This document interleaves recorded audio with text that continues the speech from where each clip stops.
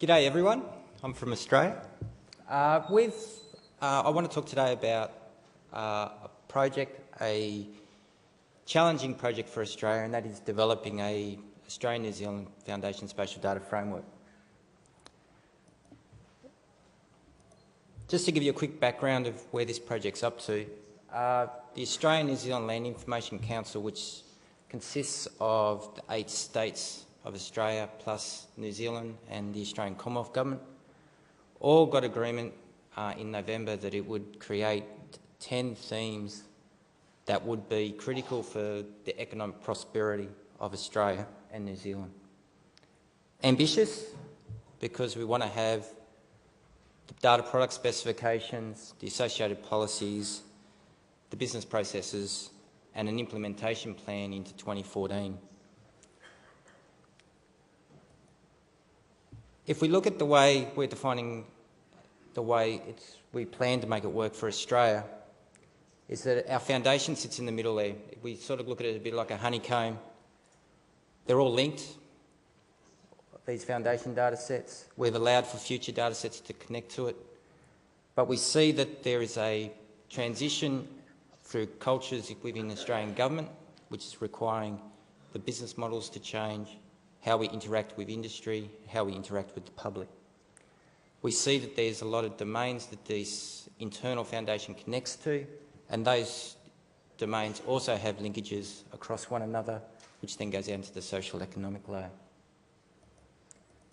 Our 10 national themes have some criteria. We expect them to be national, which is a challenge for Australia, authoritative, which is difficult to define, consistent, reliable, and widely available or open.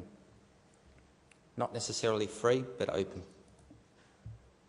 And obviously we need to develop the policies so that those decisions can be made better. We need to improve the service delivery, and we need to increase innovation and productivity.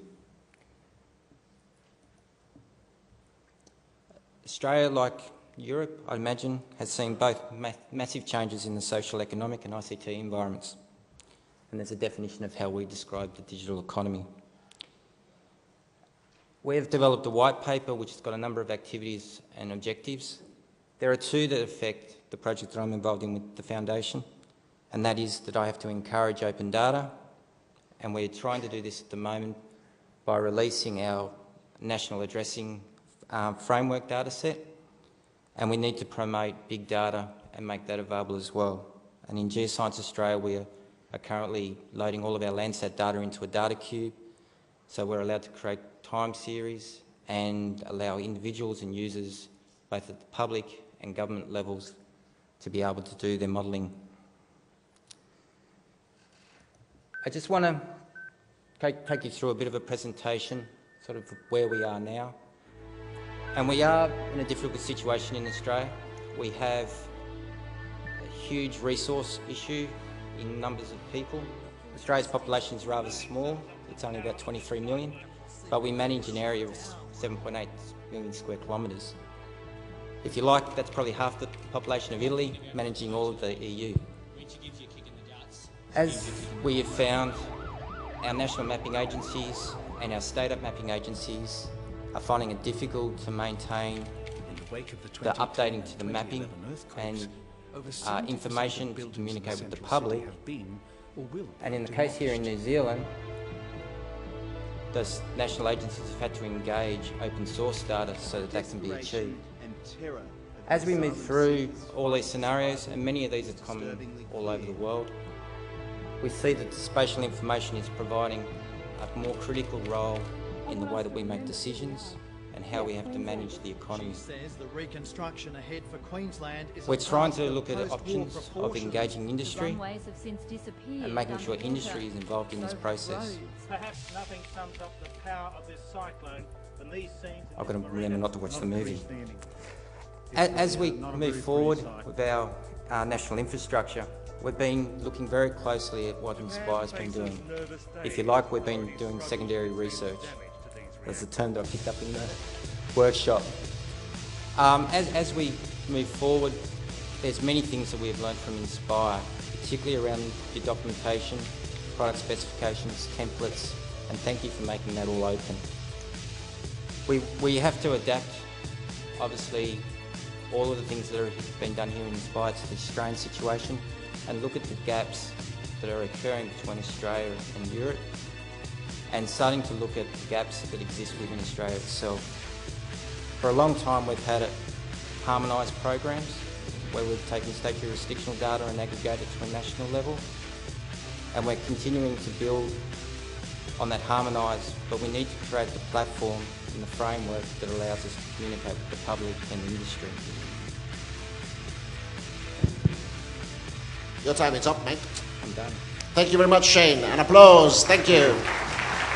Now, stay there for a minute.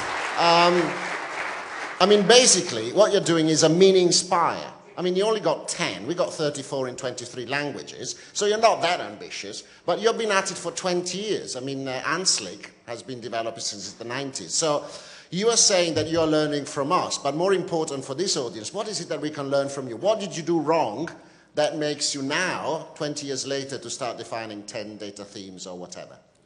In a minute. 1 minute? I guess the issue with in Australia is defining what is the role of government and how it is coordinating across its state and national agencies. We're really looking at, particularly at a national level, of moving away from being a collector of information. We want to show a leadership and coordination role, and ANZLIC Council is basically trying to push that role within government and make sure that the sources of information are getting funded appropriately, and that we can move forward with a single point of truth rather than having all these silos of information. And that's why Australia's national information hasn't progressed over the 20 years. So we haven't resolved the silos problem that's still bedevils in. So